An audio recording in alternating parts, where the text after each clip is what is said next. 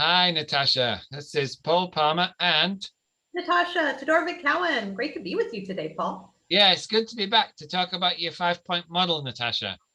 Oh, the 5-point model on how we deal with ambiguity. Yes, well, at least the first point on the five. I'm not so sure that we'll get through all five in a maximum 10-minute slot that we can post. It takes days to go through to do it effectively, but it's important. And you did a great job in getting that beliefs, behaviors, and values model behind you. Yeah, it only just fits, but I think it's good. Well, and that's exactly what our first point is. And that's what you were talking about is when people don't know what to do. Mhm. Right? When we've got contextual ambiguity, when we've got instructional ambiguity, when we've got outcome ambiguity, people are like, I don't know, what do we do? How do we do this? I won't do anything. And that's what you were complaining about. Yeah, that, Um, that's the biggest problem I find is when people aren't sure, they aren't clear about it, they just stop. well, if they have very clear expectations around behavior and they can't do the behaviors that they're used to doing, and there isn't space in the system to be creative or innovate, or the system is a no system, then you're going to see that complete, lockdown. I don't know what to do, so I won't do anything. And that's where the values and beliefs pieces really play a big role, because if you've done values work as an organization or as a team, you know what the values are, so you can engage the behavior that gets you to the values, even though you don't have specific instructions on what to do or total task understanding. That's a good point because when somebody joins a pharmaceutical company, their induction isn't about company values. It's about good manufacturing practices or good distribution practices. It's about following the rules, about tying the line and doing what's needed from the regulatory perspective. It's not about part of the team. Yeah, rules tell you what to do and what not to do. Values enable you to make good choices in line with the organizational or the team or the departmental outcomes.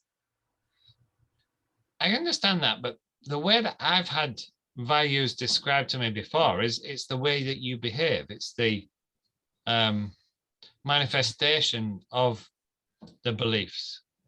Okay, so not to make things complicated, but I do an 8-week training on beliefs, which is completely separate from the 12-week training that I do on values. And all of this is a certification which helps people to use, consultants and coaches and service providers to use our spiral dynamics values profile in a leadership, in a team building, and also in a cultural contextual sense. So most people misunderstand values, and they confuse the value as a noun with valuing something as a verb. So no wonder values are both ambiguous, unclear, volatile. No, I'm joking. Yeah. Referring back to the VUCA conversation. Yeah, I know. I get the impact. I just don't know. I'm actually lacking clarity on a value system, and I have been for a long time. And Most each time I people, do some of your training, I get a different aspect of it and change my perspective. And sometimes I wonder if I'm getting more ambiguity or less ambiguity in my own perspective on it, because there's a big interrelationship between the work that we've done and following through the process while you're in process often changes your perspective on it all. well, Oliver Wendell Holmes had that really great quote of, I don't give a fig for the simplicity on this side of complexity, but I'd give anything for the simplicity on the far side of complexity. Yeah.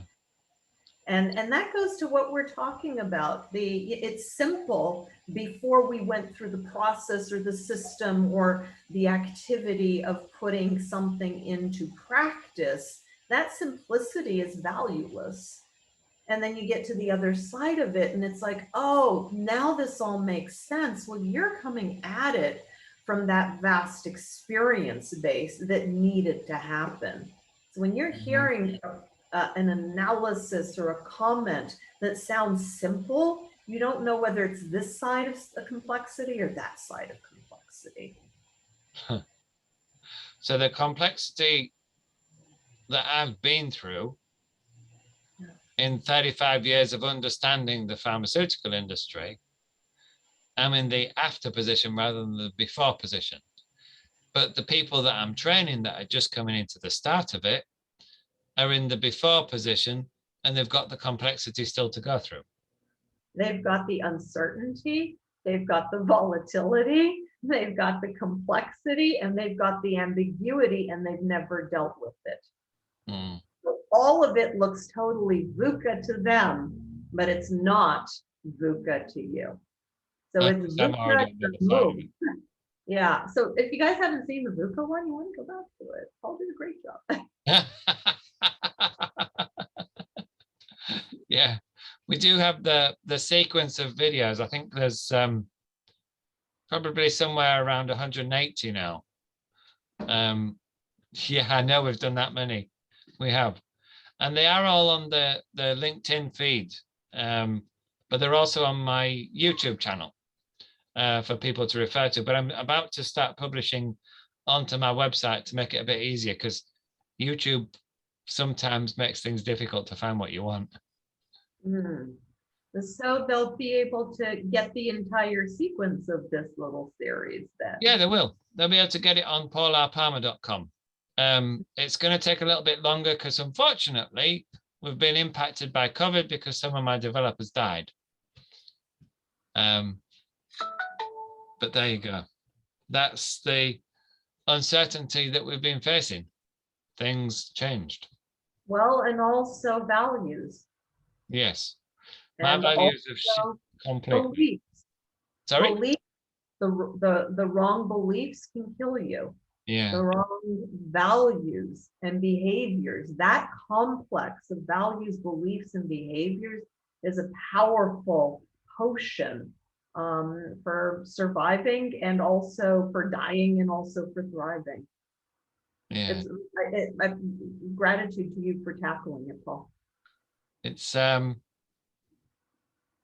interesting position to be in, one of knowledge, and sharing it with people on and off. Who interpret it differently than you intend. They do. But that's why I prefer a conversation over straight instruction.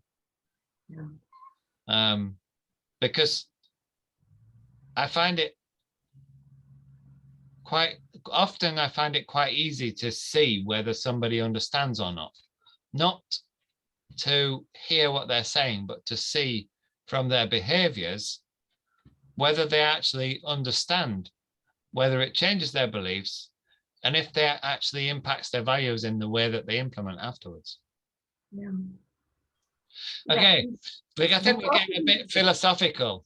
We are. Finish that for now, and we'll talk soon, Natasha. So that's Paul Palmer and Natasha Todorovic-Cowan. Signing out. Have a good one. Talk to you soon.